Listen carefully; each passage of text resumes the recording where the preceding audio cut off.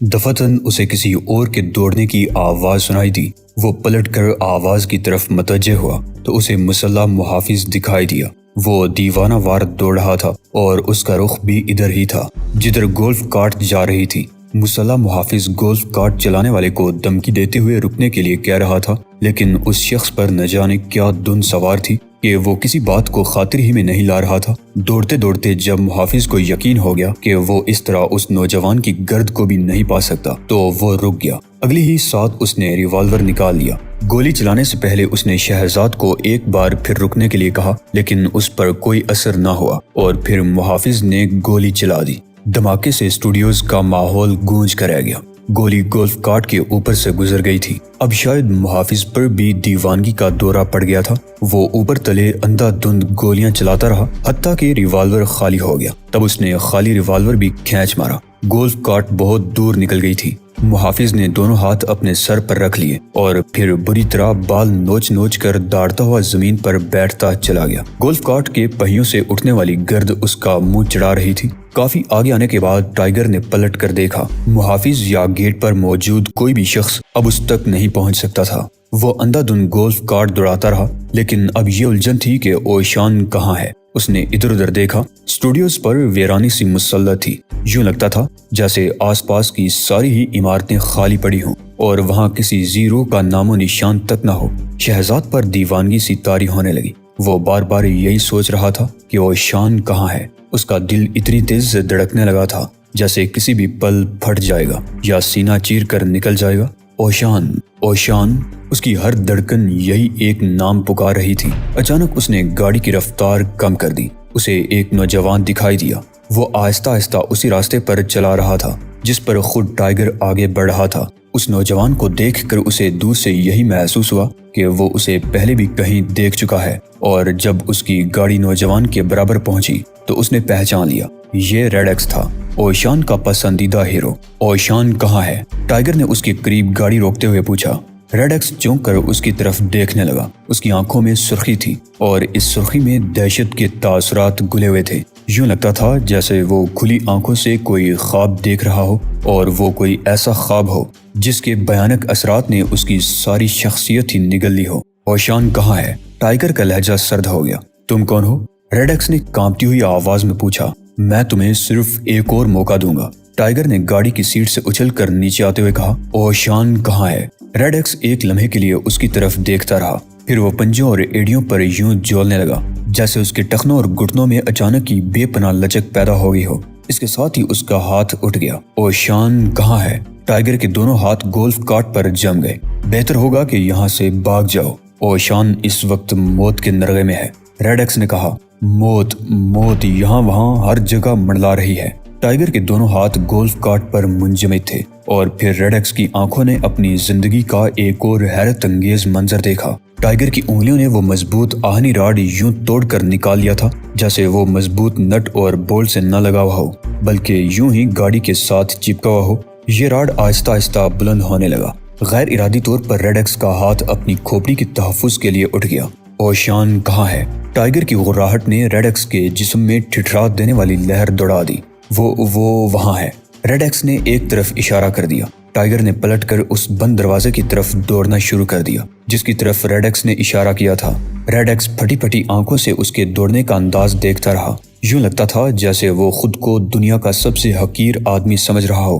ابھی کچھ دیر قبل اوشان نے اسے جو کمالات دکھائے تھے اور اسے فرار ہونے کا موقع دے دیا تھا، ریڈ ایکس کا ذہن اس صدمے سے نہیں سنبھلا تھا کہ ٹائیگر کی شخصیت اس کی نظر میں خود اپنی ہی شخصیت پارا پارا کرتی ہوئی گزر گئی۔ ٹائیگر دوڑتا ہوا دروازے تک پہنچا۔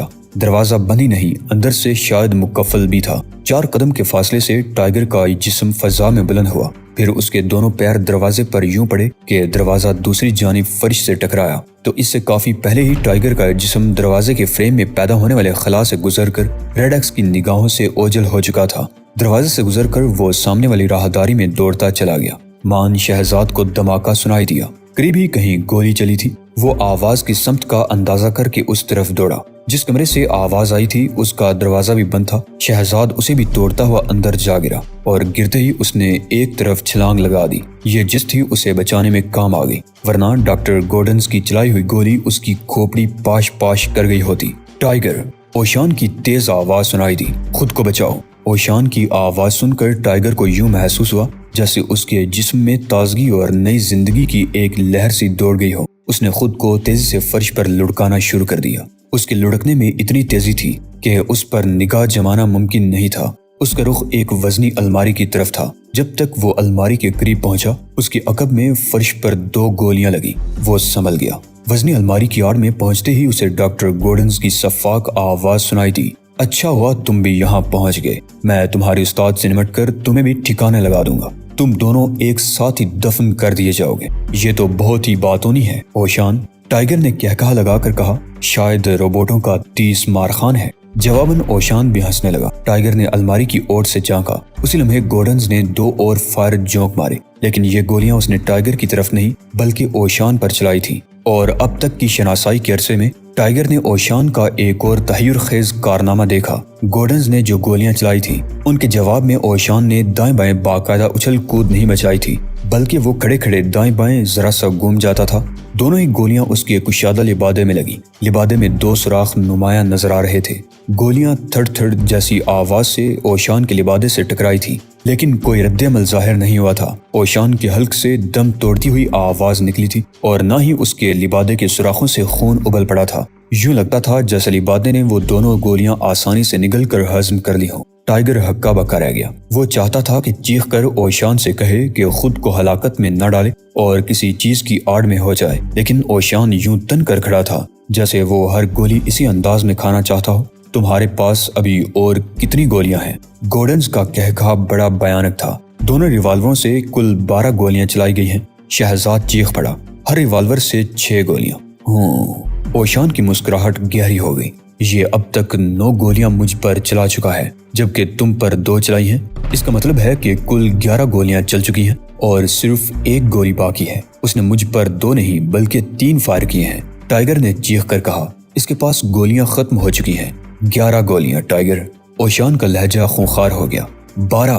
ٹائگر نے بھی اسی لہجے میں کہا۔ اس کے ساتھ ہی وہ الماری کی آڑ سے نکل کر سامنے آ گیا۔ گورڈنز تیزی سے پلٹ پڑا۔ اس نے دونوں ریوالوروں کا رخ ٹائگر کی طرف کر دیا۔ اچانک گورڈنز نے ٹائگر دبا دیا۔ ایک خوفناک دھماکہ ہوا۔ اگر ٹائگر ریوالور کی نال سے لپکتی ہوئی سرخ زبان کے ساتھ ہی حرکت میں نہ آ گیا ہوتا اور اس کے جسم میں اتنی پھرتی یا لچک نہ ہوتی تو گورڈنز کی چلائی ہوئی یہ گولی یقیناً اس کے سینے میں اتر چکی ہوتی۔ گولی سنسناتی ہوئی اس کے سینے کے سامنے سے گزر گئی اور اسی الماری سے جا ٹکرائی جس کی اوٹ میں کچھ دیر قبل شہزاد نے عارضی طور پر پناہ لی تھی۔ ہاں، اب ہوئیں 12 گولیاں۔ وہ ہنس کر بولا۔ تمہیں گنتی اور پہاڑے بھی سکھانا پڑیں گے۔ اوشان کے لہجے میں تلخی تھی اور وہ ٹائگر کو بڑی برہمی کے عالم میں دیکھ رہا تھا۔ تو ایسی صورت میں تم دونوں کو اپنے ہاتھوں سے تباہ کر دوں گا۔ گورڈنز کی خوفناک آواز سنائی دی۔ اس نے دونوں ریوالور فرش پر پھینک دیے۔ وہ آہستہ آہستہ اوشان کی طرف بڑھنے لگا۔ اوشان آہستہ آہستہ پیچھے ہٹنے لگا، لیکن وہ اس کے ساتھ ساتھ پھرکی کی طرح گھومنے بھی لگا تھا۔ ٹائگر چند لمحوں تک صورتحال سمجھنے کی کوشش کرتا رہا۔ پھر وہ سمجھ گیا کہ اوشان گورڈنز کو اس سے دور ہٹانے میں مصروف ہے اور گورڈنز کی پشت خود ٹائگر کی طرف ہو گئی ہے۔ ٹائگر نے تیزی سے پیش قدمی کی۔ اس کا رخ الماری اور دیوار کے درمیان واقع ایک چھوٹے سے چبوترے کی جانب تھا جس پر ویسٹرن سیلون سیٹ تھا۔ چلتے چلتے اس نے بایاں ہاتھ دیوار پر پھیرا۔ اچانک آگ بجھانے والا آلہ اس کے ہاتھ سے ٹکرایا۔ اس نے جلدی سے یہ آلہ دائیں ہاتھ سے سنبھالا اور مزید تیزی سے آگے بڑھا۔ اس دوران میں اوشان مسلسل دائرے میں حرکت کرتا رہا تھا اور اب اس جگہ پہنچ گیا تھا جہاں گورڈنز کے دونوں خالی ریوالور پڑے تھے۔ اوشان جھک گیا۔ وہ سیدھا ہوا تو دونوں ریوالور اب اس کے ہاتھ میں تھے۔ یہ اب تمہارے لیے بیکار ہو چکے ہیں بوڑھے بدخے، اس نے تضحیک آمیز لہجے میں اوشان سے کہا۔ اوشان اپنے مخصوص انداز میں ہنسنے لگا۔ ٹائگر حیران تھا کہ اوشان آج اتنے کھلنڈرے موڈ میں کیوں ہے۔ جس روز ڈاکٹر گورڈنز ہسپتال میں نرس کے روپ میں ان کے سامنے آیا تھا، اس دن اوشان نہ صرف خود بیگی بلی بن گیا تھا بلکہ اس نے ٹائگر کو بھی نرس کے قریب جانے سے روک دیا تھا، جبکہ آج اس کے انداز سے ظاہر ہو رہا تھا جیسے وہ گورڈنز کو خاطر میں نہ لا رہا ہو۔ اسی لمحے ٹائگر کے ذہن میں ایک اور خیال آیا۔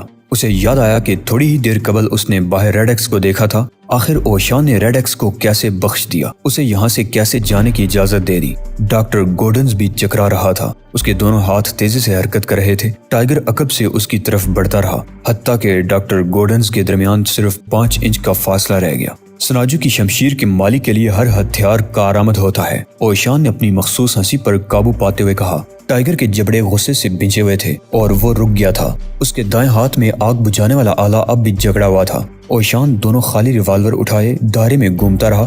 اس دوران میں اس کے ہاتھ بھی متحرک تھے اور ریوالور اس کے ہاتھ سے کچھ اوپر دائرے میں گھومتے دکھائی دے رہے تھے، جبکہ اس کی انگلیاں متحرک نہیں تھی۔ ٹائیگر جہاں تھا وہیں کھڑا رہا۔ وہ بڑی بے چینی سے اوشان کے اقدام کا انتظار کر رہا تھا۔ صورتحال بے حد دلچسپ ہو گئی تھی۔ مشین اور انسان کا مقابلہ ہو رہا تھا۔ ایک ایسا روبوٹ جسے نہ جانے کہاں بنایا گیا تھا اوشان اور ٹائیگر کا مقابل تھا۔ وہی روبوٹ جسے ملک بھر میں ڈاکٹر گورڈنز کے نام سے شہرت حاصل تھی اور جس کے پائے کا کسی کو موجد نہیں سمجھا جاتا تھا۔ کسی کو کانوں کان خبر نہیں تھی کہ ڈاکٹر گورڈنز در حقیقت ایک روبوٹ ہے۔ یہی وجہ تھی کہ گورڈنز ایک ایسا موجد تھا جس میں تخلیقی قوت نہیں تھی، اور اس تخلیقی قوت کے لیے خود اسے ہی نہیں بلکہ اس کے خالق کو بھی دوسروں کا محتاج ہونا پڑ رہا تھا، کیونکہ اوشان اور ٹائیگر جن فنون سے واقف تھے ان کے بارے میں دنیا میں چند ہی لوگ جانتے ہوں گے۔ بیشتر کے لیے تو وہ سب کچھ پراسرار، ناقابل فہم اور مافوق الفطرت تھا۔ اچانک اوشان کے ہاتھوں سے ایک ریوالور نکل گیا۔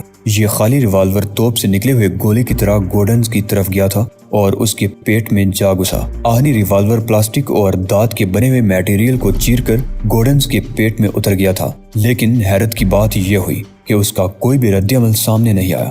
ریوالور جس جگہ سے پیٹ چاک کر کے اندر گھس گیا تھا وہاں پر واضح شگاف نظر آ رہا تھا، ویسا ہی جیسا کہ کسی انسانی پیٹ کے چاک ہونے پر نظر آتا ہے، لیکن اس میں سے انتڑیاں نہیں جھلک رہی تھی اور نہ ہی اس میں سے خون کا فوارہ ابل رہا تھا، بلکہ اوشان اور ٹائیگر کو چند سپرنگ اور چند تار دکھائی دے رہے تھے۔ پیٹ میں شگاف سے اس کے میکانزم میں غالباً کوئی گڑبڑ نہیں ہو سکی تھی، اس لیے گورڈنز کے انداز میں کسی قسم کی تبدیلی پیدا نہیں ہوئی۔ اس نے ایک لمحے کے لیے جھک کر اپنے پیٹ کا جائزہ لیا تھا، پھر اس کی آنکھیں اوشان کا جائزہ لینے لگی تھی۔ اس کے حلق سے ایک بھیانک قہقہا ابل پڑا۔ وہ اس بار تیزی سے حرکت میں آ گیا، لیکن اوشان اس کی جپٹ کا اندازہ کر کے پہلے ہی ایک طرف ہٹ چکا تھا۔ ٹائیگر بھی جس جگہ تھا اس نے وہاں سے جست لگا کر دوسری پوزیشن اختیار کر لی تھی۔ اوشان، ٹائیگر نے چیخ کر کہا، اس کے سرکٹ کنٹرول کہیں اور ہیں۔ پیٹ پھٹنے سے تو اسے کوئی اثر نہیں ہوا۔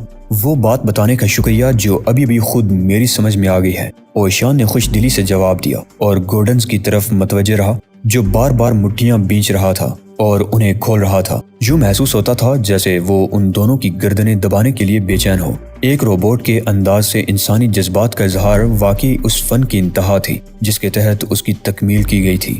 گورڈنز اپنا جملہ ناکام ہونے پر رک گیا۔ اس نے پھٹے ہوئے پیٹ پر ہاتھ رکھتے ہوئے کہا، اب ہر بات بے سود ہے۔ میرے سرکٹ کنٹرول تمہاری پہنچ سے بہت دور ہیں، اس لیے تمہیں جدوجہد کر کے اپنی ان روحوں کو زیادہ نہیں تھکانا چاہیے جنہیں تمہارے جسموں سے نکل کر پرواز کرتے ہوئے ابھی کافی مسافت طے کرنا پڑے گی۔ اوشان کا قہقہا بے حد جاندار تھا۔ اب تم مجھ سے اس انداز میں نہیں بچ سکو گے جس طرح میری گولیوں سے اچھل کود کر کے بچ نکلے تھے۔ گورڈنز غرایا، اور تم میرے ہاتھ سے نہیں بچ سکتے۔ ٹائیگر کے لہجے میں بے پناہ کاٹ تھی۔ تم نے ایک مشینی ڈھانچے کی حیثیت سے ہمیں جس قدر پریشان کیا ہے، اگر اس کی بجائے تم کوئی مجسم شیطانی طاقت بھی ہوتے تو تمہارا انجام دیکھنے والوں کے لیے عبرت کا باعث ہوتا، لیکن تم تو پرزوں کے آدمی ہو۔ تم غصے، غیرت اور انتقام کے سچے جذبوں سے ناواقف ہو۔ کل پرزے بکھر جانے کے بعد تمہیں کوئی بے چینی نہیں رہے گی۔ ٹائیگر کے ہاتھ میں جو آگ بجھانے والا آلہ جگڑا ہوا تھا اس نے اسے حرکت دی اور کوہر آلود نظروں سے گورڈنز کی طرف دیکھنے لگا جو قدم قدم اوشان کی طرف بڑھ رہا تھا۔ آگ بجھانے والا آلہ جب ایک جھٹکے سے شہزاد کے ہاتھوں میں الٹا ہوا تو اس میں خفیف سا کیمیاوی عمل شروع ہو گیا۔ اس عمل کے باعث گیس بننے کی ہلکی سی سو سو جیسی آواز سنائی دینے لگی۔ یہ آواز غالباً گورڈنز کو تشویش میں مبتلا کر گئی تھی۔ وہ پلٹ کر ٹائیگر کی طرف دیکھنے لگا۔ اس لمحے ٹائیگر نے پوری قوت سے آلے کا ہینڈل دبا دیا۔ کیمیاوی عمل یک لخت تیز ہو گیا اور سفید سفید جاگ ابل پڑا۔ یہ جاگ بڑی سرعت سے آلے کے دہانے سے خارج ہوا اور گورڈنز کے چہرے پر گرنے لگا۔ ایک ہی لمحے میں یوں محسوس ہوا جیسے اس گاڑے جاگ نے گورڈنز کا چہرہ نگل لیا ہو۔ وہ بڑی پھرتی سے اوشان کی طرف پلٹا۔ اوشان کے ہاتھ میں باقی ماندہ خالی ریوالور اب بھی گردش کر رہا تھا۔ وہ ریوالور بھی اس کی گرفت سے نکلا اور اڑتا ہوا گورڈنز کی دائیں پنڈلی سے جا ٹکرایا۔ گورڈنز اچھل پڑا۔ اس نے ہاتھ لہرایا۔ ٹائیگر اس کے بے حد قریب تھا۔ وہ پھرتی سے جھکائی دے گیا۔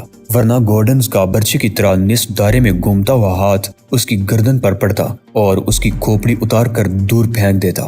ہاتھ ایک قریبی ستون سے ٹکرایا تو اسے کاٹتا ہوا گزر گیا۔ ٹائیگر فضا میں بلند ہوا۔ جاگ کی وجہ سے گورڈنز کی آنکھوں سے دیکھنے میں ناکام رہی۔ وہ بری طرح دائیں بائیں ہاتھ مار رہا تھا۔ جو بھی چیز اس کے ہاتھ کی زد میں آتی ٹوٹ پھوٹ جاتی اور اس کے ریزے بکھر جاتے۔ ٹائیگر ایک ساتھ کے لیے گورڈنز کی کھوپڑی پر معلق رہا۔ پھر اس کے پاؤں نے حرکت کی اور وہ اس کی کھوپڑی کے عقبی حصے پر ایک زوردار ٹھوکر مارتا ہوا سامنے کی دیوار سے جا ٹکرایا، جہاں اس نے خود کو دونوں ہاتھوں کے سہارے روکا اور پھسلتا ہوا فرش پر پہنچ گیا۔ اوشان کے پھینکے ہوئے ریوالور نے گورڈنز کی ایک ٹانگ بیکار کر دی تھی تو ٹائیگر کی ٹھوکر نے اس کی کھوپڑی کا عقبی حصہ چٹخا دیا تھا۔ یکایک اس کی کھوپڑی سے چنگاریاں سی نکلنے لگی۔ گورڈنز نے بڑی بے چینی دکھائی اور اپنی آنکھوں سے جاگ کی چادر ہٹانے کی کوشش کرنے لگا۔ ٹائیگر نے فرش پر گرا ہوا آگ بجھانے والا آلہ دوبارہ اٹھا لیا اور گورڈنز کے چہرے پر مزید جاگ ڈالنے لگا۔ دونوں کے درمیان چند قدم کا فاصلہ تھا، گویا ٹائیگر اس کی پہنچ سے کچھ ہی دور تھا۔ جاگ تیزی سے گر رہا تھا اور گورڈنز کی بے قراری دیکھنے والی تھی۔ تم مجھ سے بچ کر نہیں جا سکتے۔ گورڈنز کے حلق سے چیخ سے ملتی جلتی آواز نکلنے لگی۔ آؤ، میں تمہارا انتظار ہی کر رہا ہوں۔ ٹائیگر کے حلق سے بڑی ہی خوفناک آواز نکلی۔ لیکن تم تو ایک روبوٹ ہو، میں تمہارے خالق کے بارے میں سوچ رہا ہوں۔ کاش نمراف تمہیں کبھی معاف نہیں کرے گا، گورڈنز کہہ رہا تھا۔ اس کے دونوں ہاتھ اب بھی آنکھوں سے جاگ ہٹانے کی کوشش کر رہے تھے، لیکن اس کی کھوپڑی کا عقبی حصہ چٹخ جانے سے اور ایک ٹانگ ٹوٹ جانے کے باعث اب صورتحال بدل گئی تھی۔ یوں لگتا تھا جیسے اس کا مشینی نظام ٹوٹ پھوٹ کا شکار ہو رہا ہو۔ اس کی آواز کسی دم توڑتے ہوئے آدمی جیسی تھی، ہر لفظ خوب کھنچ کھنچ کر ادا ہو رہا تھا۔ ٹائیگر اب بھی اس پر جاگ پھینک رہا تھا۔ گورڈنز گر گیا، کسی دم توڑتے ہوئے آدمی کی طرح تڑپ رہا تھا۔ اس کے جسم میں تاریں ایک دوسرے سے الجھ کر چنگاریاں نکال رہی تھی۔ ٹائیگر نے اب تک آلے کا سارا کیمیاوی جاگ اس کے جسم میں ڈال دیا تھا، لیکن چنگاریوں میں کمی نہیں آئی تھی۔ اس کا سلسلہ بڑھتا ہی جا رہا تھا۔ نمراف، ٹائیگر نے چونک کر کہا۔ اوشان بھی متحیر نظر آنے لگا۔ ٹائیگر نے خالی آلہ پھینک دیا، اس میں سے اب جاگ کا اخراج بند ہو گیا تھا۔ اوشان دیر تک کھڑا اس ہلاکت خیز مجسمے کا جائزہ لیتا رہا، حتیٰ کہ چنگاریاں دم توڑ گئیں اور گورڈنز کا جسم تھم گیا۔ اوشان، اس کے سرکٹ کہاں تھے؟ کھوپڑی میں یا ٹانگ میں؟ ٹائیگر نے چونک کر سوال کیا۔ ٹانگ میں؟ وہ کیسے؟ ٹائیگر نے حیرت سے پوچھا۔ پیٹ اور سر بہت نمایاں حصے ہوتے ہیں، ذہین سائنسدان نے ایسے مقامات کو یقیناً ذہن میں رکھا ہوگا۔ یہی وجہ ہے کہ اس نے سرکٹ ایسی جگہ بنائے جہاں عام آدمی کی توجہ نہیں جا سکتی تھی، لیکن کھوپڑی چٹکنے سے یہ کافی متاثر ہوا تھا۔ ہاں، اس سے گورڈنز کی بصارت مزید متاثر ہوئی تھی۔ لیکن نمراف، ٹائیگر بڑبڑایا۔ ایک ہلکی سی آواز انہیں گورڈنز کے تباہ ہوتے سرکٹ سے سنائی دی۔ تو تم نے مجھے مار ڈالا، وہ دھیمی آواز میں بول رہا تھا۔ پرواہ نہیں، میں پھر آؤں گا، مجھے دوبارہ زندگی مل جائے گی اور اس بار میں تمہارے لیے زیادہ مہلک بن کر آؤں گا۔